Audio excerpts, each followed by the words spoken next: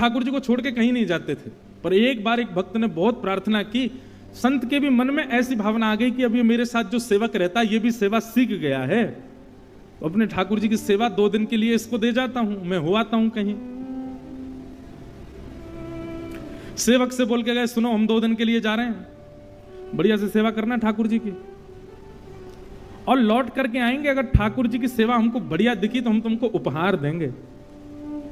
सेवक बोला फिर ठीक है, फिर तो बढ़िया से सेवा करूंगा इस बार। अब महात्मा तो चले गए, सेवक ने क्या किया, अब उसके हो गए ठाकुर जी। उसने बढ़िया पानी में सरफ घोल करके और लेकर के ठाकुर जी रगड़ दिए पूरे ऊपर से नीचे, सरफ से नवा दिए। और इतना ही नहीं, बर्तन मांजने वाला जो मांजना होता उससे मांझ और दिए ठाकुर जी। एक घर में मैंने भी ऐसी सेवा देखी थी।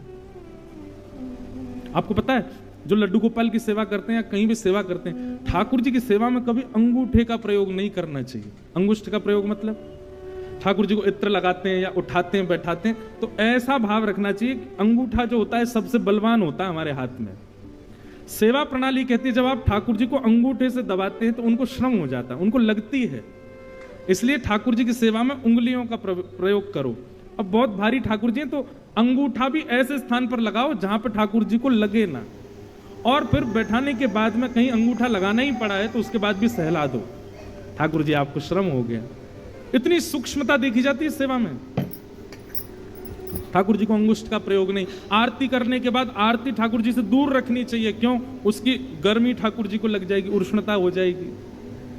कई लोगों के यहाँ अखंड दीप जलते हैं, पर दीप का स्थान अलग होना चाहिए, ठाकुर जी के मुख पे नहीं।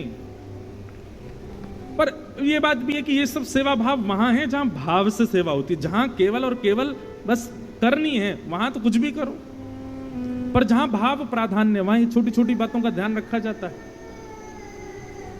ठाकुर जी सरफ से धो दिए। उन संत को रात्रि स्वप्न में रोते हुए ठाकुर जी मिले, और जब रोते ही हुए नहीं, जहां जहां सरफ लगाया था जहां जहां वहां घाव और आ गए ठाकुर जी को। संत तुरंत लौट करके आए, मंदिर में आकर के देखा ठाकुर जी चमक रहे थे, पहले से ज्यादा सुंदर दिख रहे थे। संत ने पूछा सेवक से, तुमने सेवा की? ठाकुर जी बोले हाँ। सही सही बताना क्या किया। बोले आप वो मत पूछो, ये बताओ ठाकुर जी बढ़िया लग रहे हैं ना। बोले ठाकुर जी बढ़िया लग रहे हैं, लेकिन बताओ तुमने क्या किया। जब बताया कि हमने सरफ से धोए, ठाकुर जी को लेप लगाया गया, ठाकुर जी को औषधि दी गई, ठाकुर जी को सुंदर काढ़ा पिलाया गया, 6 दिन तक ठाकुर जी की ऐसी औषधि से सेवा हुई, तब ठाकुर जी एक दिन स्वप्न में प्रसन्न होकर दर्शन दिए, तब संत को सुख मिला। चैतन्य ठाकुर जी चैतन्य है, जड़ नहीं है। उनके प्रति जड़त्व की भावना नहीं रखनी चाहिए, साक्षात चैतन्य है।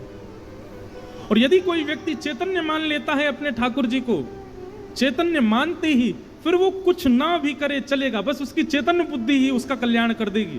वो ठाकुर जी के प्रति चैतन्य भाव है।